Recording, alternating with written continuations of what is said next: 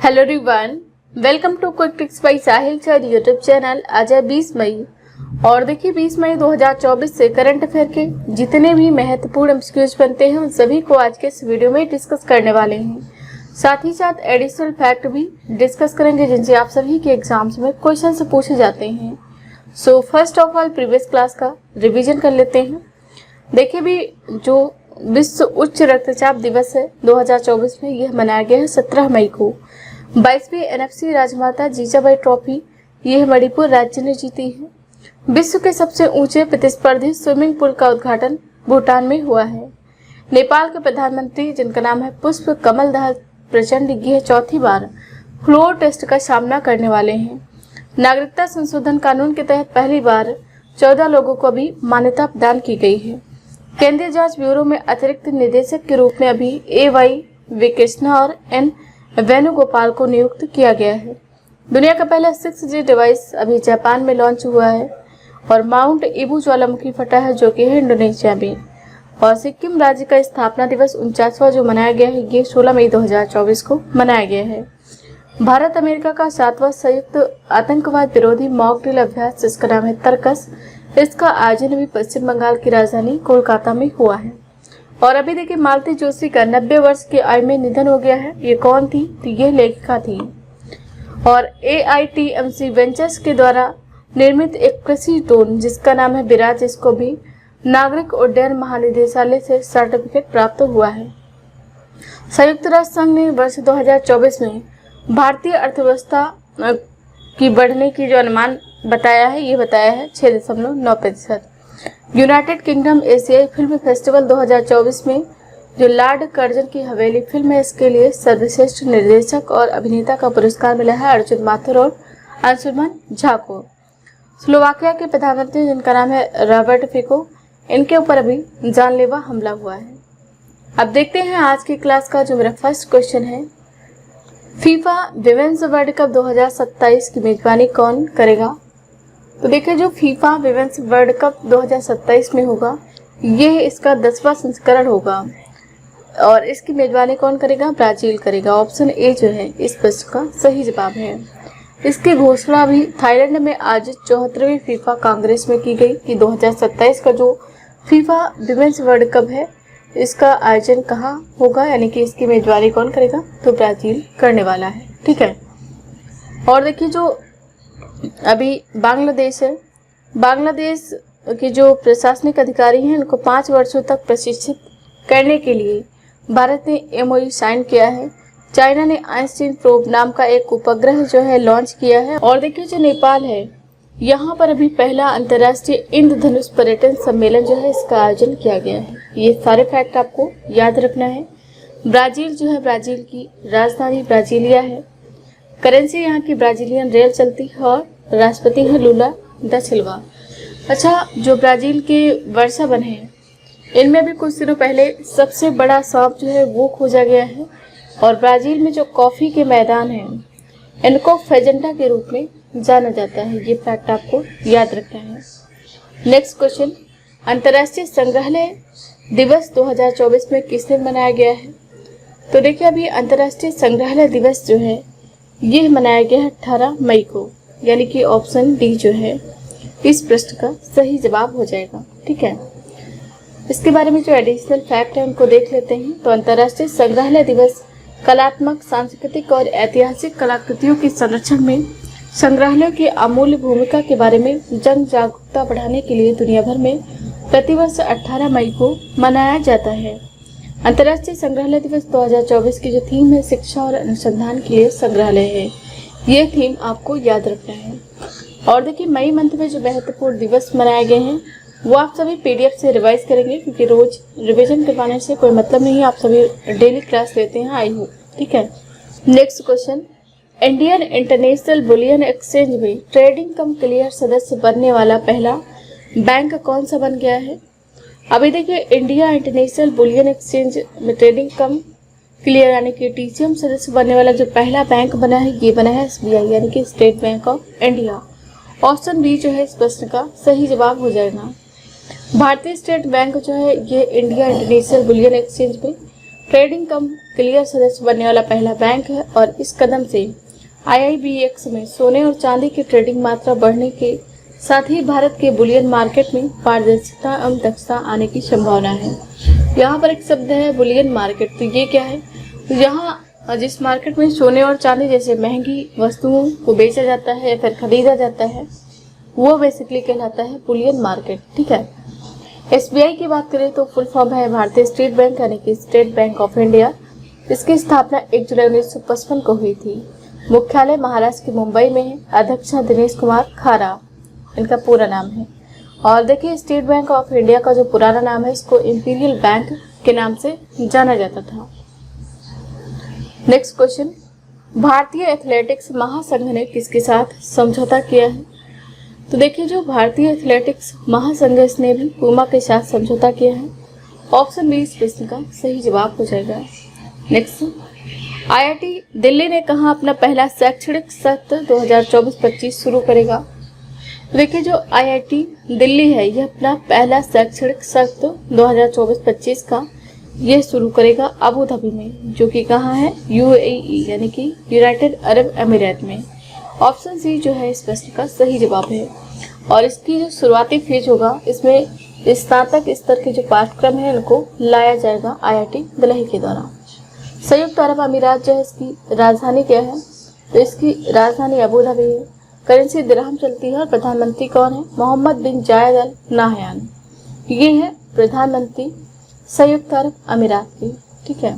Next question, आजेंद्र प्लेकोविक को किस देश का फिर से प्रधानमंत्री नियुक्त किया गया है? तो देखिए अभी जो आजेंद्र प्लेकोविक हैं इनको अभी क्रोएशिया का फिर से प्रधानमंत्री नियुक्त किया गया है। ऑप्शन ए जो है इस प्रश्न का सही जवाब हो जाएगा। इमेज जो है आप इनकी यहाँ पर देख सकते हैं। ठीक है। यहाँ पे यदि हम बात करें कुवैत की, देखिए कुवैत के जो प्रधानमंत्री हैं अभी जल्द ही इनको नियुक्त किया गया है। इनका नाम है शेख अहमद अब्दुल्ला अल अहमद अल सबा।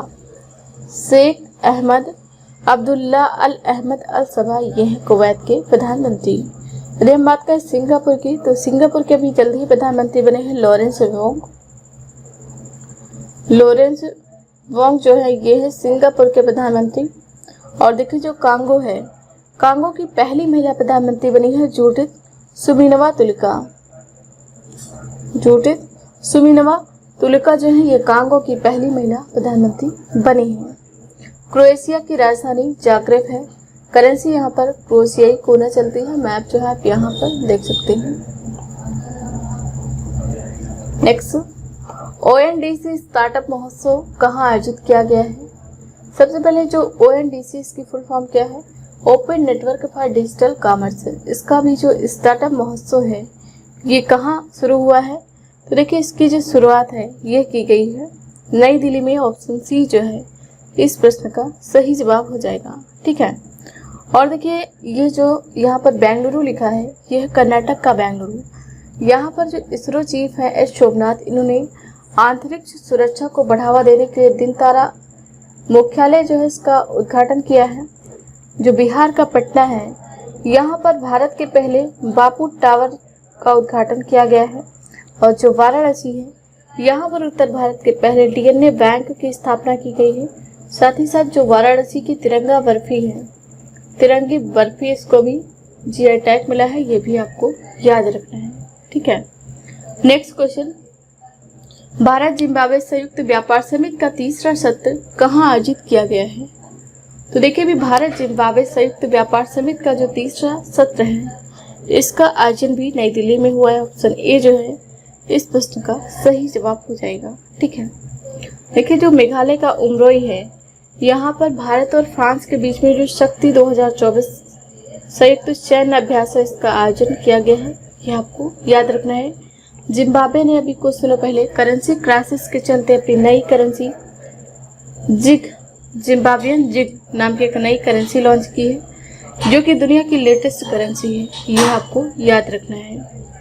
नेक्स्ट क्वेश्चन, एलोडा कप 2024 में निखत जरीन ने कौन सा पदक जीता है?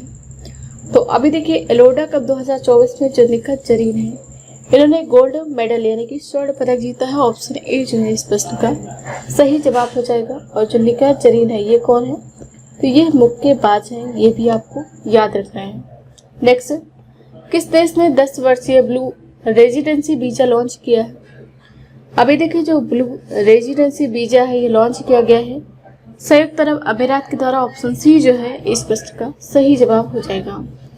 अब ये देख लेते हैं कि जो ब्लू रेजिडेंसी वीजा है ये क्या होता है। तो देखिए संयुक्त अरब अमीरात ने अभी जो पर्यावरण संरक्षण को बढ़ावा देने की दिशा में एक महत्वपूर्ण कदम उठाते हुए पर्यावरण सुरक्षा में महत्वपूर्ण योगदान देने वाले जो व्यक्ति हैं इनके लिए स्पेशल 10 वर्षीय ब्लू रेजिडेंसी वीजा को लॉन्च किया है। ब्लू रेजिडेंसी वीजा जो है यह उन लोगों के लिए एक स्पेशल परमिट है जिन्होंने समुद्री जीवन, भूमि आधारित पारिस्थितिकी तंत्र, वायु गुणवत्ता, स्थिरता, प्रौद्योगिकियों, परिपत्र अर्थव्यवस्था और अन्य क्षेत्रों सहित विभिन्न पर्यावरण क्षेत्रों में असाधारण योगदान दिया है। इस वीजा के जो आवेदक हैं यदि स्वीकृत हो जाते हैं तो अरब देश में अपने प्रवास को 10 सालों के लिए और एक्सटेंड कर सकते हैं यानी कि बढ़ा सकते हैं। ये है बेसिकली ब्लू रेजिडेंसी वीजा।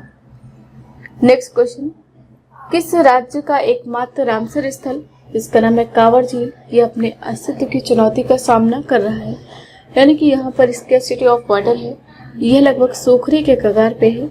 तो यह है बिहार का। ऑप्शन बी जो है इस प्रश्न का सही जवाब हो जाएगा। अच्छा, जो कांवर झील है इसको रामसर स्थल का दर्जा कब मिला था, तो 2020 में इसको वेटलैंड साइट के रूप में डिक्लेयर किया गया था। वर्तमान में भारत में 80 रामसर स्थल है, ये आपको याद रखना है, ठीक है। और देखिए 2 फरवरी को वेटलैंड डे यानी कि राम स्थल दिवस के रूप में मनाया जाता है। 2 फरवरी 1971 को ईरान का एक शहर है रामसर, यहाँ पर अंतर सरकारी संधि की गई थी कैस्पियन सागर के दक्षिण तट पर। और जो भारत है ये 1 फरवरी 1982 को इसने जो है रामसर स्थल का जो समझौता हुआ अंतर्राष्ट्रीय महत्व की आर्द्रभूमियों को घोषित करने के लिए उसको 1 फरवरी 1982 को भारत ने लागू किया था। 2 फरवरी को जो वेटलैंड डे के रूप में मनाया गया है 2024 में, इसकी थीम आप सभी से पूछी जा सकती है। तो इसकी थीम है wetland and human being, wetland and human being. और देखिए सबसे अधिक जो रामसर स्थल है 16 वो है तमिलनाडु राज्य में, तमिलनाडु में। उसके बाद 10 रामसर स्थल कहाँ है, उत्तर प्रदेश में, ये आपको याद रखना है। सबसे अधिक है तमिलनाडु में, उसके बाद संख्या जो आती है वो आती है उत्तर प्रदेश की, ठीक है। बिहार जो है, बिहार की राजधानी पटना है। इस राज्य का गठन 22 मार्च 1912 को हुआ। मुख्यमंत्री है नीतीश कुमार, राज्यपाल है राजेंद्र विश्वनाथ अर्लेकर। लोकसभा की 40 सीटें हैं, राज्यसभा की 16 सीटें हैं। विधानसभा सीटों की संख्या 243 है, आधिकारिक भाषा हिंदी और जिलों की संख्या 38 है। बिहार में एकमात्र राष्ट्रीय उद्यान है वाल्मीकि राष्ट्रीय उद्यान, जिसका नाम आप सभी को याद रखना है। नेक्स्ट क्वेश्चन, फोर्ब्स की सर्वाधिक कमाई वाले एथलीट के लिस्ट में शीर्ष पर कौन है। तो देखिए इसमें जो क्रिस्टियानो रोनाल्डो है ये टॉप पे है, यानी कि ऑप्शन ए जो है इस प्रश्न का सही जवाब है। उसके बाद सेकंड प्लेस पे है जॉन राहम और थर्ड पे है लियोनेल मेसी। इन तीनों लोगों के नाम आपको याद रखना है। नेक्स्ट क्वेश्चन, आपराधिक न्याय प्रशासन पर सम्मेलन कहाँ आयोजित हुआ है। तो देखिए अभी जो आपराधिक न्याय प्रशासन पर सम्मेलन है यह असम की गुवाहाटी में आयोजित किया गया है। ऑप्शन सी जो है इस प्रश्न का सही जवाब है। और देखिए अयोध्या जो है, यहाँ पर जो हनुमानगढ़ी में बेसन के लड्डू मिलते हैं, इनको कुछ दिनों पहले ही जीआई टैग मिला है, ये भी आपको याद रखना है। नेक्स्ट, किस देश ने आर्टेमिस 3 मिशन की फील्ड टेस्टिंग शुरू की है। तो देखिए जो आर्टेमिस मिशन है ये अमेरिका के द्वारा लॉन्च किया गया था। अब ये जो है अमेरिका इसकी टेस्टिंग करना शुरू कर दिया है। ऑप्शन ए जो है इस प्रश्न का सही जवाब हो जाएगा, ठीक है। और देखिए जो पाकिस्तान है, इसमें जो भारत की योग पद्धति है उसको आधिकारिक रूप से अपनाया है। जर्मनी जो है यहाँ पर मोम से, मतलब मोमबत्ती की जो मोम होती है उससे बनने वाले रॉकेट का प्रक्षेपण किया है। ऑप्शन ए जो है इस प्रश्न का सही जवाब हो जाएगा। नेक्स्ट, जापान और किस देश ने हाइपरसोनिक मिसाइल के इंटरसेप्टर विकसित करने के लिए समझौता किया है।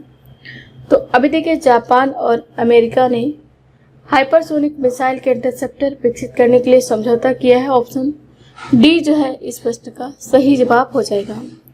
नॉर्वे जो है अभी प्रेस फ्रीडम इंडेक्स जारी किया गया है 2024 का, उसमें जो है नॉर्वे टॉप पे है और इंडिया की जो रैंकिंग है 159 है, ये भी आपको याद रखना है। जापान की राजधानी टोक्यो है, करेंसी येन चलती है, प्रधानमंत्री फूमियो किस्ता है। ठीक है, और देखिए इस प्रश्न को मैंने आप सभी के लिए आज जो होमवर्क दिया था, अंतर्राष्ट्रीय नर्स दिवस किस दिन मनाया गया है, तो यह 12 मई को मनाया गया है। आप सभी स्टूडेंट्स ने इसका सही जवाब दिया है। आज का क्वेश्चन ऑफ द डे है, भारत के किस मशहूर फुटबॉलर ने अंतर्राष्ट्रीय फुटबॉल से संन्यास की घोषणा की है। तो इस प्रश्न का आंसर लिखना है आप सभी को कमेंट सेक्शन में। ये रही मेरी आज की क्लास। आई होप वीडियो आप सभी को पसंद आया होगा। वीडियो पसंद आया तो लाइक करें, शेयर करें, कमेंट सेक्शन में अपना फीडबैक लिखना ना भूलें। Thank you so much for watching this. Have a nice day. See you soon with the next video.